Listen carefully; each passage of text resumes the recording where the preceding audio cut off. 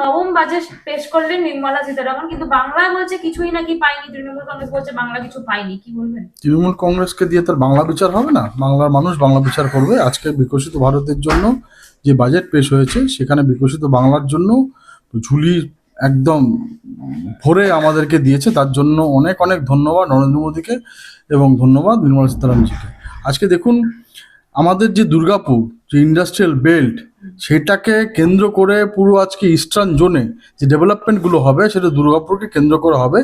তোমরা development of east coast industrial corridor at Durgapur, development of 5 tourism destination and 5,000 buses from eastern India, তার যে পৃষ্ঠভূমি হবে সেটা দুর্গাপুর।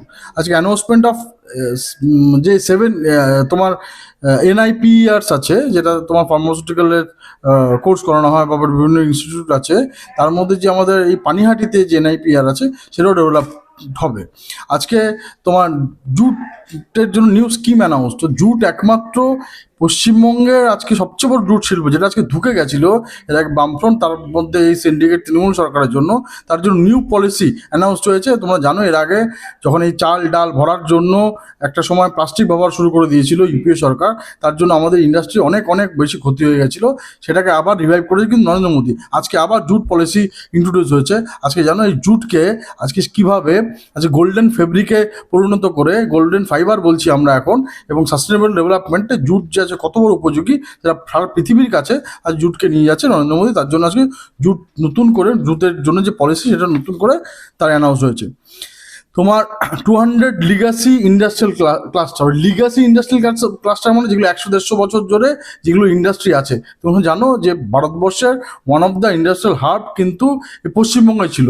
সেখানে আজকে লিগাসি ক্লাস্টার যখন উন্নতি হবে, পশ্চিমবঙ্গ তার মধ্যেই থাকবে। আজকে তোমার বলা হচ্ছে যে new freight corridor connect with Dankuni and Surat. Dankuni সুরাটের সাথে যে নিউ ফ্রেট করিডোর হবে, তুমি জানো ওখান থেকে আমাদের নানা রকম শিল্প বাণিজ্য ডাইরেক্ট আমরা তোমার সুরাটের সাথে লিঙ্ক থাকবো, এবং আমাদের এখানকার চাষা থেকে শুরু করে আমাদের বিভিন্ন রকম প্রোডাক্ট থেকে শুরু করে বাংলার যত রকম প্রোডাক্ট আছে, সেগুলো পারাপার করার জন্য যে ফ্রেট করিডোর আছে, সেটা ডানকুনি থেকে আছে। এবং তারপর বলা হচ্ছে তোমার বারাণসী টু, আজকে যেটা সবচেয়ে বড় কথা, যেটা আমরা বুলেট ট্রেন শুনছিলাম, যে বম্বে টু আহমেদাবাদে বুলেট ট্রেন, সেই বুলেট ট্রেন পশ্চিমবঙ্গে আজকে শিলিগুড়ি টু বারাণসীর বুলেট ট্রেন হবে, তার অ্যানাউন্সমেন্ট হয়ে গেল। এবং আজকে আমরা দেখেছি যে তোমার মেডিকেল ট্যুরিজম হাব করা হবে। এই মেডিকেল ট্যুরিজম হাবে আজকে পশ্চিমবঙ্গের মেডিকেল যে ইনস্টিটিউটগুলো নতুন গড়ে উঠেছে, অনেক মেডিকেল কলেজ গড়ে উঠেছে, এবং অনেক মেডিকেল কলেজ গড়ার জন্য সুপারিশ গেছে তোমার কেন্দ্রীয় সরকারের কাছে প্রায় 10টার মতো। সেগুলো যদি এখানে গড়ে ওঠে উইদিন সাম ইয়ার্স, এখানেও যে মেডিকেল কলেজগুলো হবে, সেটা পৃথিবী থেকে, বিশেষ করে আমরা যেভাবে কানেক্টেড বা তোমার এই পাশের যে দেশগুলো আছে, তার বাংলাদেশ, নেপাল, ভুটান, এসব জায়গা থেকে, মায়ানমার, এসব জায়গা থেকে এখানে প্রচুর পরিমাণে মেডিকেল বিভিন্ন রকম পরিষেবা নেওয়ার জন্য এখানে আসবে। তার জন্য বেনিফিট এখানকার যে মেডিকেল কলেজ তারা হবে। তারপর বলা হচ্ছে যে এখানকার যে তোমার স্টেম সেলের যে ফোকাস করা হবে, তো স্টেম সেল আমরা জানি যে স্টেম সেলের সবচেয়ে বড় হাব হচ্ছে এই পশ্চিমবঙ্গ, বিশেষ করে কলকাতা।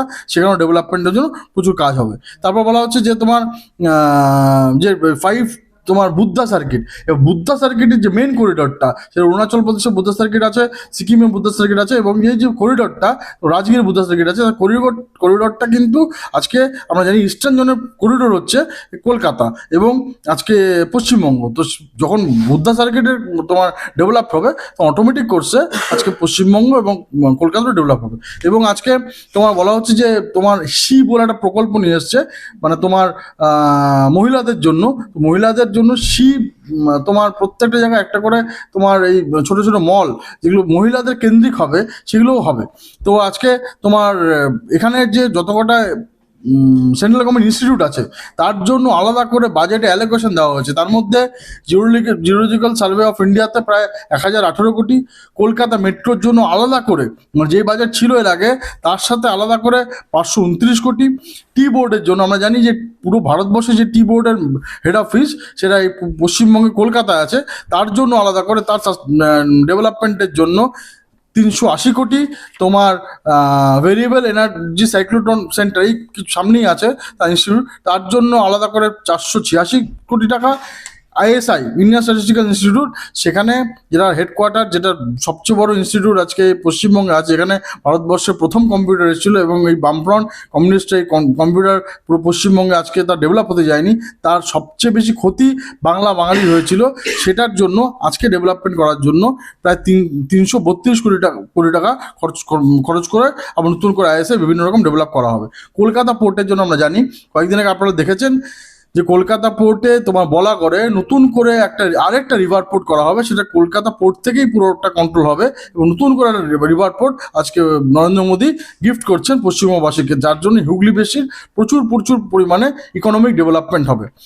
তারপরে তোমার এবং আমরা জানি কলকাতা পোর্ট যেহেতু কলকাতার মধ্যে এবং অনেক পুরনো পোর্ট, এখানে নানা রকম কনজেশন হয়ে গেছে ট্রাফিকের, সেই জন্য কলকাতা পোর্টের নিচ থেকে গঙ্গার নিচ থেকে একটা রাস্তা সোজা গিয়ে তোমার দিল্লি হাইওয়েতে উঠবে, তার জন্য পরিকল্পনা চলছে। ডিপিআর অলরেডি প্রস্তুত হওয়া শুরু করেছে। তা সত্ত্বেও এই 150 কোটি টাকা এক্সট্রা ধার্য করা হয়েছে বাজেটে। তোমার ন্যাশনাল ইনস্টিটিউট অফ হোমিওপ্যাথি এই সামনে, এখান থেকে জাস্ট কয়েক মিটার দূরেই যে ন্যাশনাল ইনস্টিটিউট অফ হোমিওপ্যাথি আছে, তার ডেভেলপমেন্টের জন্য তুমি আজকে যদি ওখানে চলে যাও, দেখবে ডান দিক বাদিক অনেক বড় বড় হোস্টেল হচ্ছে, পুরো ডেভেলপমেন্ট হচ্ছে ওই ইনস্টিটিউটের।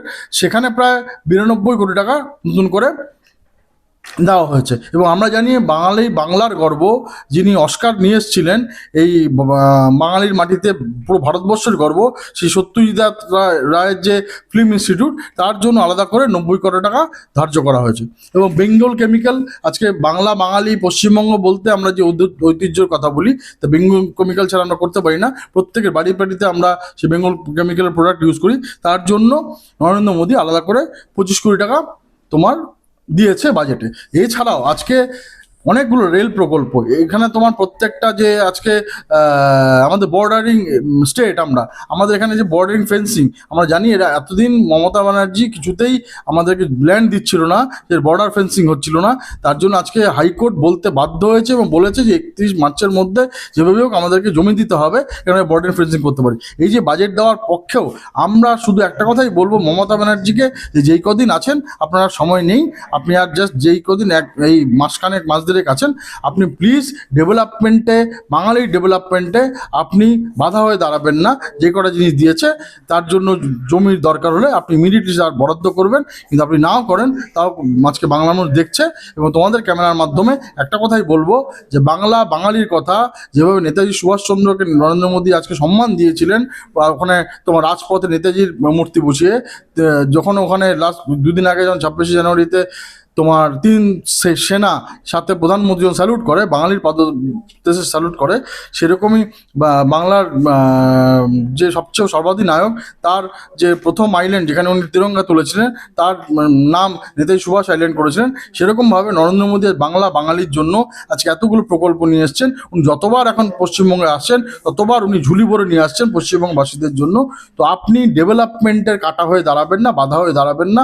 আর আপনাকে বাংলার মানুষ, আপনি আজকে যেগুলো আবল তাবল কথা বলেছিলেন, কেউ হামটি ডামটি না, আপনার ওই হামটি ডামটি সরকার চলছে, ও আপনি হামটি ডামটি করে আজকে ওই এক হামটি ডামটি বাড়িতে, তার গার্লফ্রেন্ডের বাড়িতে প্রায় 50 কোটি টাকার আমরা টাকা পয়সা দেখতে পেয়েছি, নানা রকম খেলনা টালনা দেখতে পেয়েছি, ওগুলো বলা যাবে না। তো সেই হামটি ডামটিটা আপনারা নিয়ে আছেন। তো এছাড়া আজকে যে বাজেট, তা নিয়ে আমরা খুশি, বাঙালিরা খুশি, পশ্চিমবঙ্গবাসী খুশি। ধন্যবাদ।